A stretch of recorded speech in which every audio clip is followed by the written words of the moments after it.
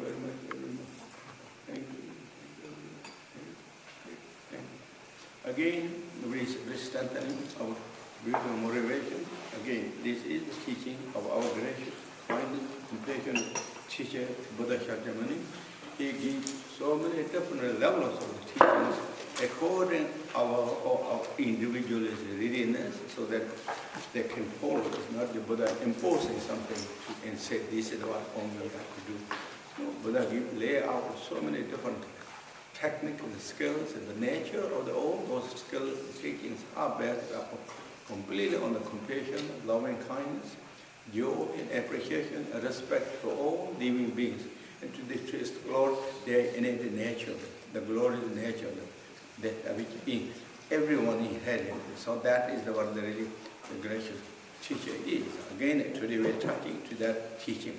This teaching is, of course, the Buddha gives the teaching, but reality is our nature. Buddha just pointing out how much call it the richness and importance are really behind us, even though we go through the samsara, so many different challenges, ups and downs, all that, but reality, nature never changes. Nature is here, and nature is just waiting us to make that glorifying status. That's what the really teaching is, teaching all about that. So with again kindness and compassion of gracious teacher, Buddha Shakyamuni, and all the great masters, all those masters are practitioners, the great practitioners, and then such as Guru Pema Samba, who is also second Buddha. Buddha Shakyamuni himself predicted the Guru Pema Samba, upcoming Guru Pema Samba, and Guru Pema Samba will uphold the teaching. If Guru Pema Samba did not say, oh, I'm the Buddha too, I'm going to give something different. Guru Pema Samba emphasized exactly teaching what Buddha gave. That's how he lay out. Along with the great master Shantaraki, that's how he lay out in the Tibet. When he established the Buddhism in the Tibet, that's what he taught. Every single aspect. There is a teaching of Guru Pema Samba by Kama teaching of the Guru Pema Samba, then my teaching of the Guru Pema Samba. Every teaching is lined up exactly what the gracious teacher Buddha gave us. He always emphasized to uphold that teaching. And Guru Pema Samba himself as great practitioners. He practiced and meditated in the different caves, in the different cemeteries, in different places, all and actualize the realization, even he is already in enlightened status. And then Shantaraki the tree. That's what the Tibetan Buddhism is one of the richest Buddhist, or richest of the Buddha teaching that really established perfectly among all the Buddhist countries. That's what great His Holiness, 14 Dalai Lama is explaining always on that, because of the kindness of these three great beings, great Master Guru Pema Sambhava, great Master Shantaraki, great Dharma pattern, the unshakable courage and commitment, determination, loyalty, devoted to Dharma, that he really liked to establish this teaching, that which will benefit to Tibet and all, because he is always concerned in the welfare of his subject, particularly and of course beyond. So it's the best something that I can make legacy and vision and benefit, happiness to the Tibetan that can ever last is the teaching. That's what he made such a big effort, big encouragement, commitment. At the beginning time, there is so many turbulence in that too. Even though he is the most powerful king in that time in Tibet or in Central Asia, but yet he has struggled with so many reasons. But through all this, his courage and commitment with the assistance and blessings of the Guru Pema Sambhava and the Shantaraki established the perfect, beautiful Buddha teaching. From the foundation teaching, which could be called sometimes Hinayana, all the way Dzogchen teaching, really completely. The whole body of the teaching is completed and brought to Tibet. Not just the body, the teaching translated only that, but they also his arranged and organized that so they can practice. People can practice. As in Guru Pema Sambhava and Shantaraki, they give the teaching and transmission and empowerment. They practiced, they meditated, and that time, the short period of that, like in a 50 years short period, there's so many great enlightenment beings appeared one after another. Those are we all heard 25 disciples, and disciples from Guru Pema Sambhava and Shantaraki and Mama Matara, as well as 70 or 80 Yerba, Mahasiddhas of Yerba region. That all happened in that period, in less than 100 years. All that, really the golden era of the realization and scripture of the Buddha teaching, it shines throughout the valley and the mountain and the land of the Tibet, and just become a really beautiful, powerful, in peaceful countries, and just through that, and then everyone is inspired through generation to generation until now. I mean, that's really the Tibet has become one of the beautiful, the upholders of Buddhism teachings that really, I think, one of that great. And so,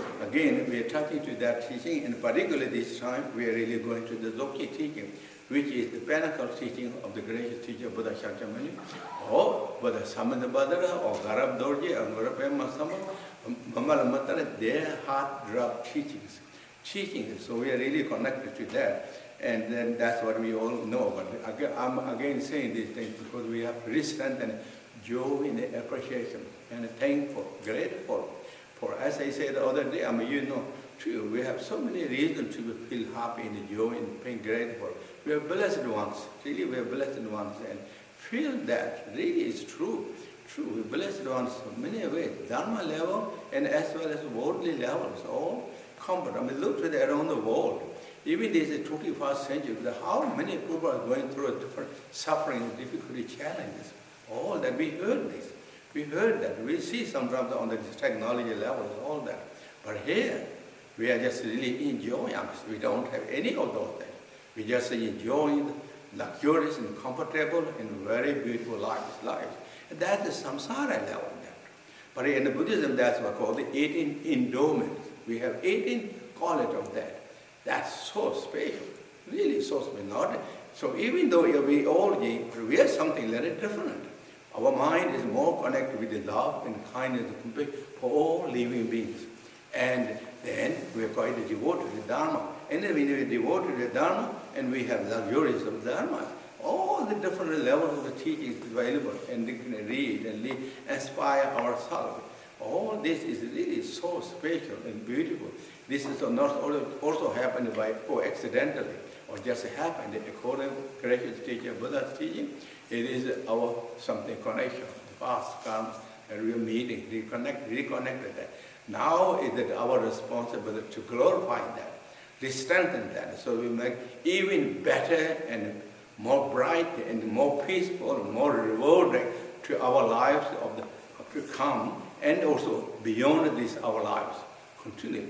Really, that is our responsibility. So they have to bring joy and appreciation, and then with the kindness and compassion, which is bodhicitta, thinking of all living beings, that our practice, meditation, studying, contemplating, and meditation practice, whatever we do, even 1 minute, a few seconds we do, really wish that may benefit to all beings, really based upon compassion and bodhicitta. Those are the teachings that is so important. And we can remember, of course, we have so many conceptions taught that kind of, even we have those beautiful things, but we kind of ignored it and kind of went through in the midst of the so many other conceptions, it just went away. But to highlight those beautiful thoughts and just really dedicate the merit for all the beings and to wish good things to everyone, that is bodhicitta practice. Very simple way, bodhicitta, good heart. And we learned that also teaching, the wishing bodhicitta is just from the heart. Wishing bodhicitta, and bodhicitta too. Wishing bodhicitta and actualizing bodhicitta. Wishing bodhicitta is from the heart, good things. Wishing good things for all the beings from the heart. Sincerity for a few seconds, for a minute. That is really powerful, special. And through those, and then dedicate the merit to those, and we can remember that. That is what in the teaching mentioned always. And with those beautiful thoughts, and then we go to the, again, in this is the Dzogchen teaching, perceive everything is in three kaya status.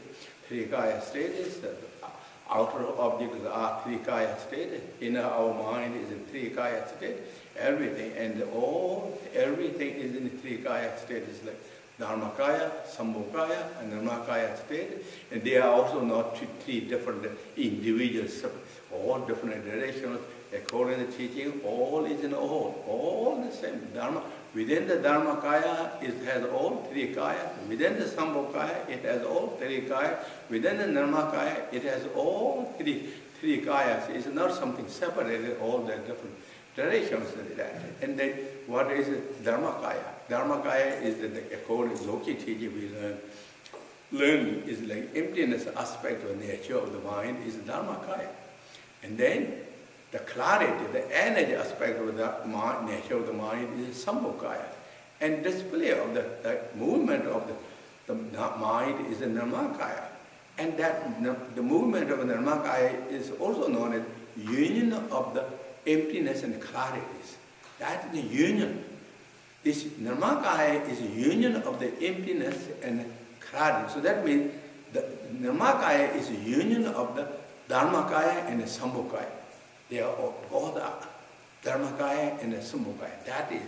That is a pervasive, continuing. That is more, Dharmakaya means more engaging, more helping, more ushering to the others, to benefit the others. That's called Nirmakaya Sanskrit word. In English, if translated roughly, is emanation forms. Emanation. Nirma is emanation, Kaya is form. F-O-R-M, I think, forms. Emanation forms. Forms. That is Nirmakaya. That's the union of the clarity and the clarity of Sambhokaya and Dharmakaya. Union with that. So again, see everything in that state. The other day we went, I mean you all know that we went in the Shabkar. So around the teaching, there is the old basic three kayas, and then the reflection of the three kayas. And basic three kaya is our own nature of the mind, is the basic